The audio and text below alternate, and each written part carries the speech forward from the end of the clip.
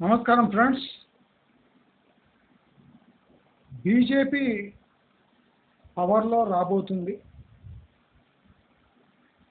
అంటే వచ్చినట్టే లెక్క.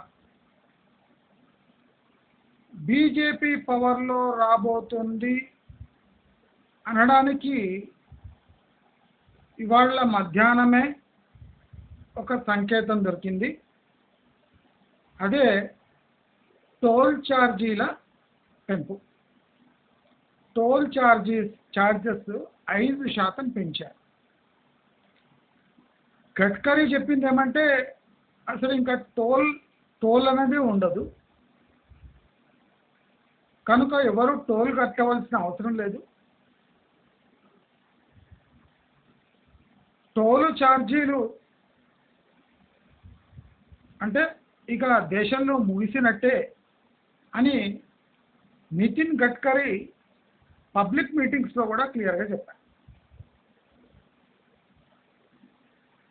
అయితే ఎలక్షన్ ముగిసిన వెంటనే ఈ టోల్ ఛార్జీల పెంపు రాబోయే బీజేపీ ప్రభుత్వం యొక్క పనితీరును మన ముందు క్లియర్గా తెరపై చూపిస్తుంది. రిజల్ట్ డిక్లేర్ కాకముందే, రిజల్ట్ ఎగ్జిట్ పోల్కి ఒక్క రోజు తర్వాతే ఇలాంటి ప్రకటన రావడం నాకు ఆశ్చర్యం ఏమీ కలిగించలేదు. కానీ నేను గత కొన్ని నెలలుగా బీజేపీ పాలనపై కన్నేసిన వాడిగా ఇది నాకు కామన్ అనిపించింది. ఆ తొందరపాటు చూడండి, ఎగ్జిట్ పోల్ వచ్చిన మరుసటి రోజే టోల్ ఛార్జీల పెంపు. అంటే సామాన్యుడిపై ఇది మొదటి బ్రహ్మాస్త్రం. నాకు బీజేపీ పార్టీ అంటే ఏ వ్యతిరేకత లేదు. ప్రధానమంత్రి మోదీ అనడంలో నాకేం సంకోచం ఏం లేదు. బీజేపీ మన దేశానికి ఒక పారాసిటమాల్ టాబ్లెట్ లాంటిది. బీజేపీ జ్వరాన్ని తగ్గించే బిళ్ళ లాంటిది మాత్రమే. వైరల్ ఫీవర్కి ఈ బిళ్ళ పనికిరాదు. కానీ మన దేశంలో ఈ పారాసిటమాల్ టాబ్లెట్ దొరకడమే గగనమైపోయింది కనుక బీజేపీ పవర్లో రావడం భారతదేశానికి అంటే తప్పని ట్రీట్మెంట్. మన దగ్గర ఉన్నదే పారాసిటమాల్ బిళ్ళ.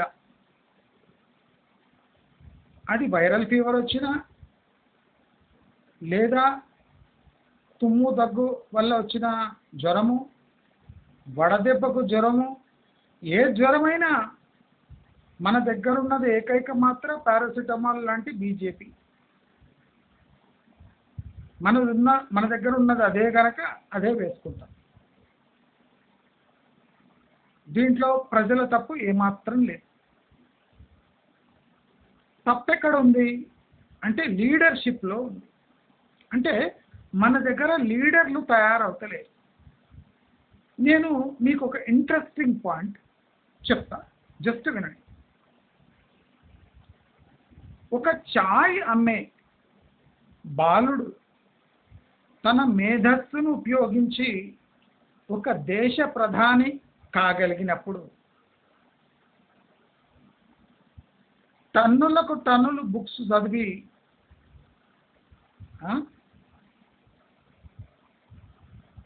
అంటే పెద్ద పెద్ద కాంపిటేటివ్ ఎగ్జామ్స్ రాసి కాంప్లికేటెడ్ ప్రాబ్లమ్స్ని లాజికలీ సాల్వ్ చేసి విదేశాలకు వెళ్ళి చదువుకొని కోట్లాది డబ్బులు గడించిన వాడు ఒక ప్రధానమంత్రి కాలేడా? ప్రధానమంత్రి కావాలి అంటే టీ అమ్ముకోవాలా, గూండాయిజం చేయాలా, లేదా ఒక పార్టీకి తొత్తుగా మారాలా? అంటే ఒక పెద్ద పోస్టుకు పోవాలి అంటే ఈ మూడే. అంటే ఐదర్ ఫ్యామిలీ నుంచి రావాలి, లేదా అట్టడుగు దీని నుంచి పాలిటిక్స్లో బాగా మెచ్యూర్ అయి పొలిటీషియన్గా ఉండాలి, లేదా మన ములాయం సింగ్ యాదవ్, జగన్, లేదా ఇతరత్ర కొంతమంది ఇప్పుడు స్టాలిన్ అంటే వాళ్ళ పరపతి కారణంగా, వాళ్ళ మజిల్ పవర్ కారణంగా ఒక ప్రధానమంత్రి కావాలి. లేదా అదృష్టం కలిసొచ్చి దేవేగౌడ లాగా, మన్మోహన్ సింగ్ లాగా,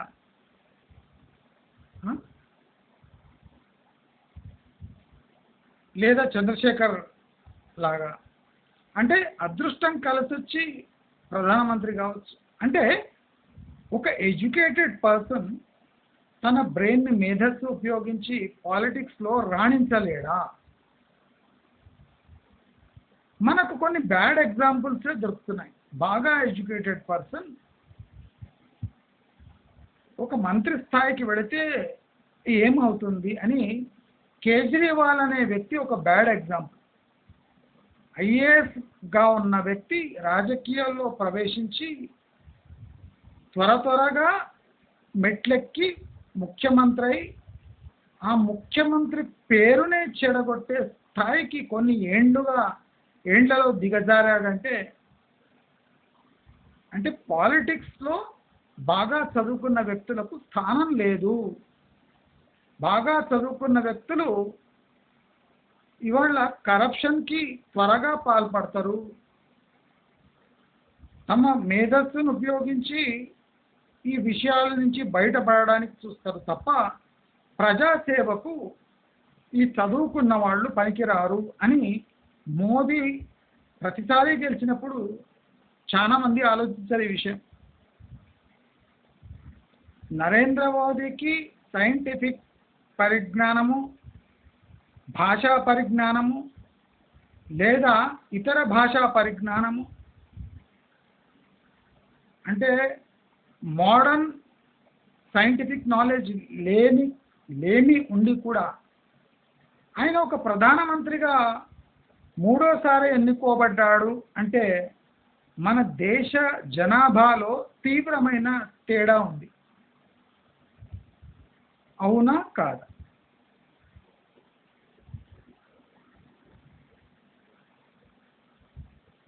ఒక ప్రధానమంత్రి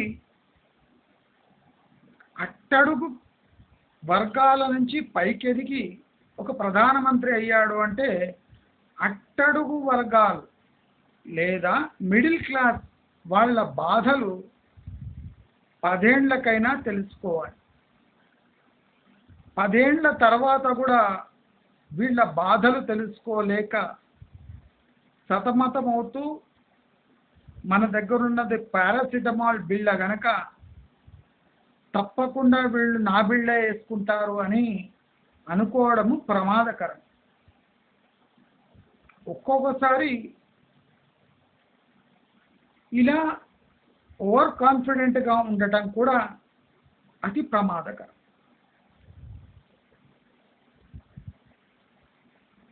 ఈ టోటల్ రాజకీయ విన్యాసంలో ఓడిపోయేవాడు మిడిల్ క్లాస్ వాడే. అవునా కాదు? అట్టడుగు వర్గాలకు సబ్సిడీలు అందుతాయి, ఉచిత స్కీములు అందుతాయి. పైవాడికి తన డబ్బు దాచుకునే, నల్ల డబ్బు దాచుకునే అన్ని వెసులుబాట్లు ప్రభుత్వమే కల్పిస్తుంది.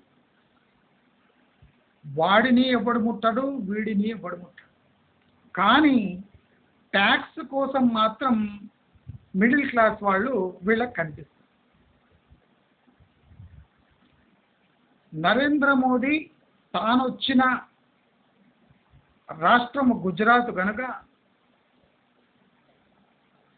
ఫైనాన్షియల్ డీలింగ్స్ లేదా ఫైనాన్షియల్గా ఎవరికి ఎలా లబ్ధి చేకూర్చాలి, ఎవరి దగ్గర డబ్బు గుంజాలి అని వీళ్ళకి ఆల్రెడీ మైండ్ సెట్ ఎలా ఉంటుంది. కనుక నరేంద్ర మోదీ రాక ప్రభుత్వానికి, సెంట్రల్ గవర్నమెంట్కి, దేశానికి ఓవరాల్ మంచిదే కావచ్చు, కానీ middle class, above middle class, below middle class వ్యక్తులకు ఒక శాపంతో సమానం. నేను ఒకటే అడుగుతున్నా, నరేంద్ర మోదీ గవర్నమెంట్ వచ్చినాక అసలు ఒక బడ్జెట్, ఫుల్ స్కేల్ బడ్జెట్ ప్రవేశపెట్టినరా? ఇన్ఫ్లేషన్ అంటే ధరల పెరుగుదల వీళ్లకు కనిపిస్తలేదా? ధరలు పెరుగుతుంటే ఇన్ఫ్లేషన్ పెరుగుతుంది కదా, ద్రవ్యోల్బణం తెలుగులో అంటారు కదా. దానికి అంటే దీటుగా మన ఇన్కమ్ ట్యాక్స్లో కోతలు ఉండాలి కదా. ప్రజల ఇన్కమ్ ఎప్పుడు పెరుగుతుంది? సేవింగ్స్ పెరిగినప్పుడు. ధరలు పెరుగుతుంటే సేవింగ్స్ ఎలా పెరుగుతాయి? జీతాలు పెరుగుతున్నాయి అంటున్నారు, జీతాల మీద ట్యాక్సులు వేస్తున్నారు. జీతాలతో పాటు ధరలు పెరుగుతున్నాయి, ఆ సంపాదించిన జీతంపై ఎంత మిగులుపై ట్యాక్స్ అడుగుతలేరండి, సంపాదనపై ట్యాక్స్ అడుగుతున్నారు. ఇన్కమ్ ట్యాక్స్, సంపాదనపై ట్యాక్స్. అసలు మిగులుపై ట్యాక్స్ అడగాలి. నీ సంపాదనపై ఏం మిగులుతుంది దానిపై ట్యాక్స్. అంతేగాని సేవింగ్స్ మీద ట్యాక్స్ వేయండి, న్యాయం ఉంది. అప్పుడు తేట తెల్లమవుతుంది. ఇన్ఫ్లేషన్ ఎక్కడుంది, ధరల పెరుగుదల ఎక్కడ పోతుంది, జనాలు సేవ్ చేసుకోలేకపోతున్నారంటే ఎక్కడ పోతుంది? మిడిల్ క్లాస్ వాళ్ళని ఆదుకోవాలి అంటే హౌసింగ్ లోన్స్లో విపరీతమైన కట్స్ ఇవ్వండి. ప్రధానమంత్రి యోజన కింద ఒక 30-40 లక్షల వరకు ఉన్న ప్రాపర్టీపై ఒక 3 లక్షల మీరు ఒక సబ్సిడీ కలిగిస్తే ఆ రేంజ్లో ఇండ్లే లేవు. అంటే కొన్ని రాష్ట్రాలు తీవ్రంగా నష్టపోతున్నాయి, తెలంగాణ లాంటి రాష్ట్రం. అక్కడ ఆ రేంజ్లో ఇల్లే లేనప్పుడు మీ సబ్సిడీలు నాలుక గిక్కోవడానికి అని మంచి మార్గం ద్వారా నేను ప్రధానమంత్రిని అడుగుతున్నా. BJP leaders, local Kishan Reddy లాంటి పనికిమాలిన లీడర్స్ ఉన్నారు కదా, వాళ్ళని అడుగుతున్నా. ఆ రేంజ్లో ఇండ్లేనప్పుడు నీవు సబ్సిడీ ఇచ్చి లాభం ఏంటి? ఏ రాష్ట్రానికి ఆ రాష్ట్రం ఆదాయం, ఏ రాష్ట్రానికి పౌరుల్లో వాళ్ళ యాన్యువల్ జీడిపిని బట్టి యాన్యువల్ ఇన్కమ్ లెవెల్స్ వేరే వేరేగా ఉన్నాయి. బీహార్లో సగటు మనిషి ఆదాయం, తెలంగాణలో ఉన్న సగటు మనిషి ఆదాయం వేరు వేరు కదా.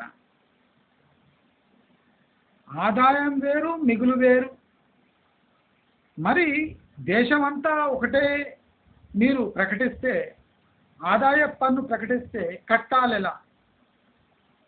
మీరు దేశమంతటా ఒకటే స్లాబ్ రేట్ పెట్టి హౌసింగ్ లోన్కి సబ్సిడీ ఇస్తే ఆ వ్యాలిడ్ కానీ స్టేట్స్లో పరిస్థితి ఏమి?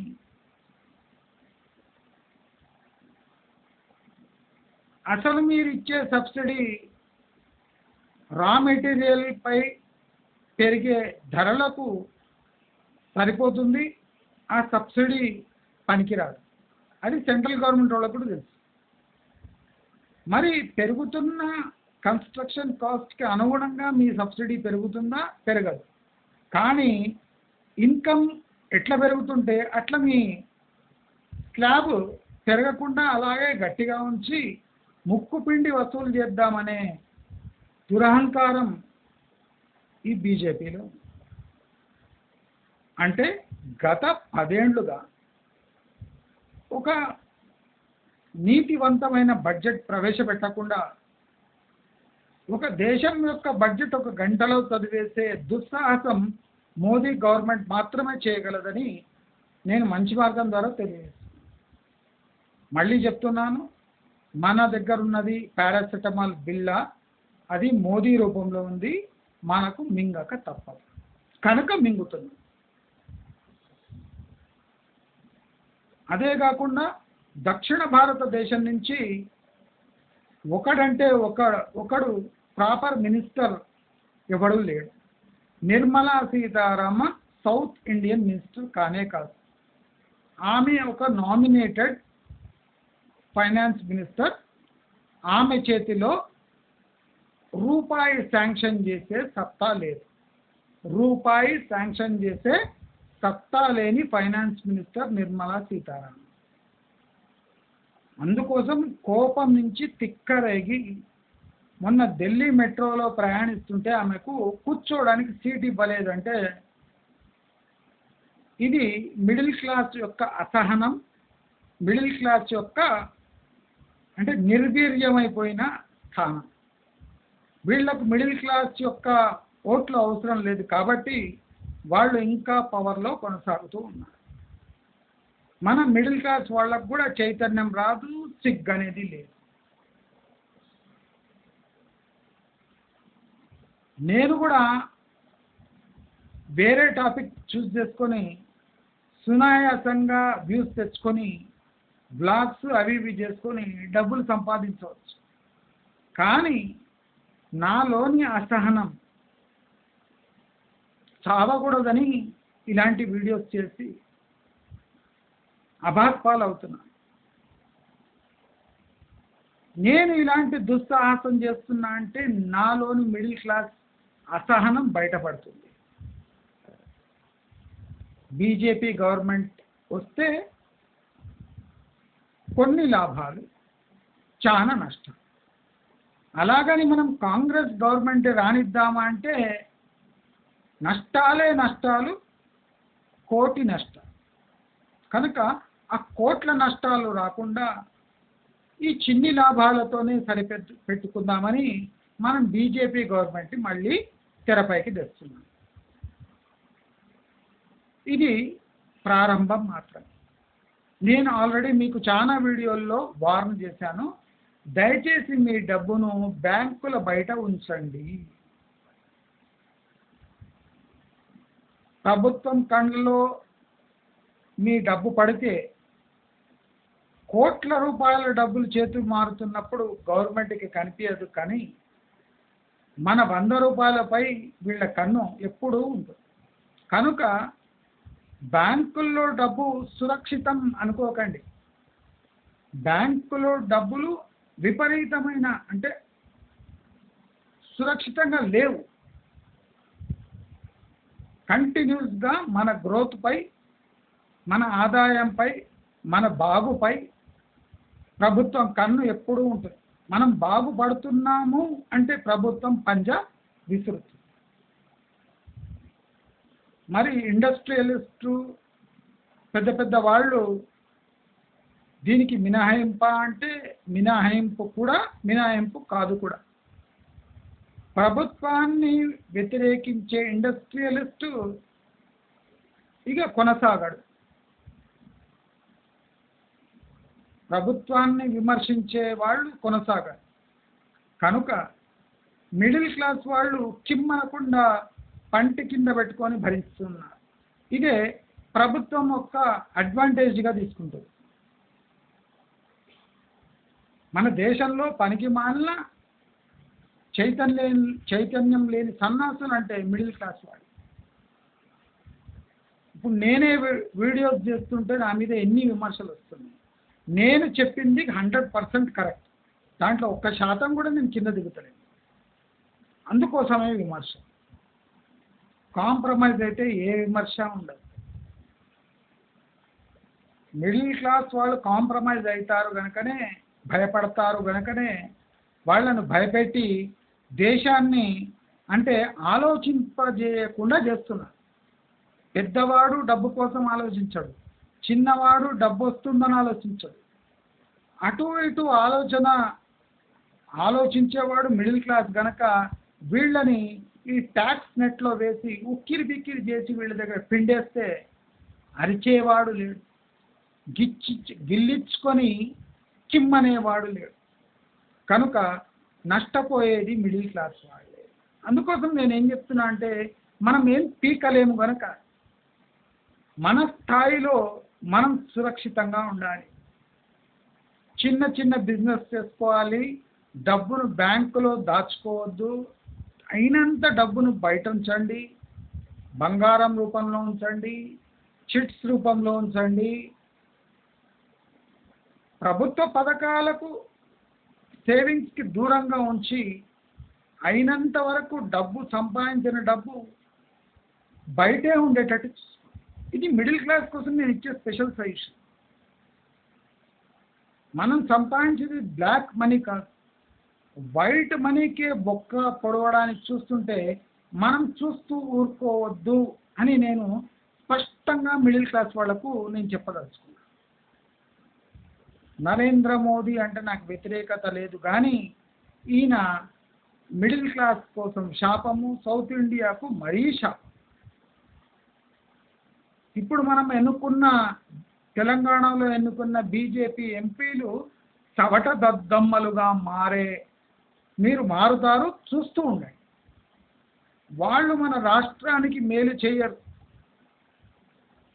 వాళ్ళ బాగు చూసుకొని తెలంగాణకు శాపంగా మారుతారు, కానీ మనకు ఏమాత్రం వెసులుబాటు కలిగించరు, ప్రశ్నలు వేయరు. వేసే దమ్ము కూడా ధైర్యం కూడా లేదు కనుక మనం వీళ్ళ దగ్గర ఆశించేది కూడా చాలా తక్కువ. మిడిల్ క్లాస్ వాళ్ళు ఏ విషయంలో భారతదేశంలో ప్రభుత్వం నుంచి ఏమి ఆశించి హక్కు లేని వాళ్ళు ఈ మిడిల్ క్లాస్. కనుక మన మేధస్సును ఉపయోగించి మన డబ్బును, మన ఆస్తులను కాపాడుకుంటే అదే 10,000.